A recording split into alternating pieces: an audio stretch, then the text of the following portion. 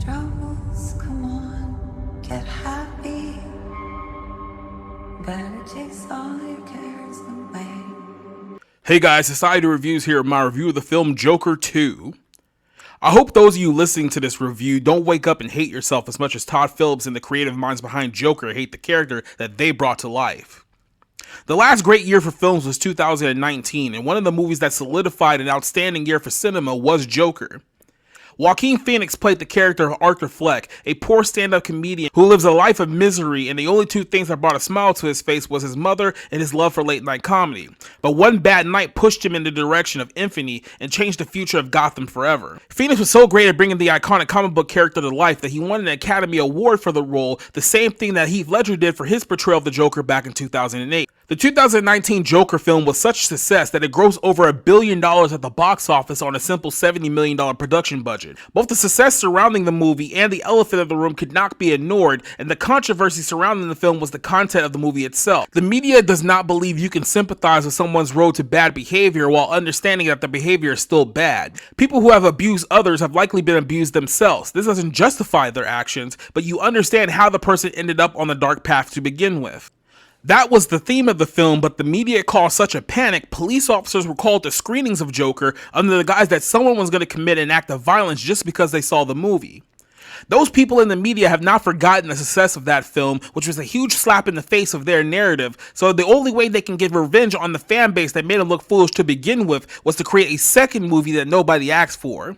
Not only did nobody ask for this movie, but Todd Phillips decided to make the sequel to Joker a musical, and even went as far to cast Lady Gaga, someone who's probably more evil in real life than the character that she's portraying on screen.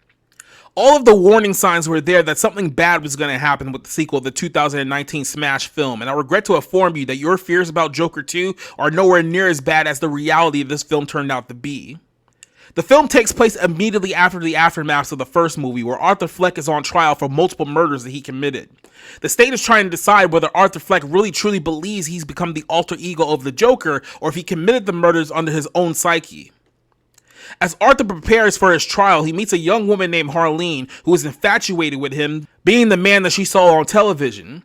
But with the death penalty on the line, Arthur must decide what is most important in his life, and he doesn't have much time left depending on how the outcome of the trial goes. There's no way to sugarcoat it. Joker 2 is a deliberate punishment to those who made the first movie a billion-dollar film. The film takes the character who people identified with and murders him in a manner that feels more like a ritual sacrifice than a movie. Joker 2 feels like the sole justification for creating this movie was to take the image of Arthur Fleck's Joker character that they created back in 2019 and got over with a large group of moviegoers, and decided to deconstruct and destroy that character out of spite towards the audience. Joker 2 is a $200 million FU to the fan base of the previous movie, because the narrative of the hyper-progressive Hollywood system that hates the fact that in their eyes the audience were propping up a white man known for chaos and destruction. The same voice decided they had to course correct and rebuke its audience after making the first film a massive success. In the eyes of Hollywood, the Joker is not Batman's greatest villain amplified on the big screen. What they saw was the leader of a right-wing white incel terrorist group who's leading a movement similar to what Donald Trump did in 2016. In their eyes, the bad guy of this story is the viewer for identifying with Arthur rather than pointing the fingers at themselves for creating the media sensationalism that inspires mass shooters and other acts of violence that we see every day. When you realize the film is a statement against its own audience, nothing really matters at that point. Todd Phillips went out of his way to explain to audiences that this version of the Joker is not the character from the iconic comic books that they know. This is a separate interpretation of Joker, meaning any direction that the audience wanted to go with this film that can lead to a potential franchise down the line was never going to happen.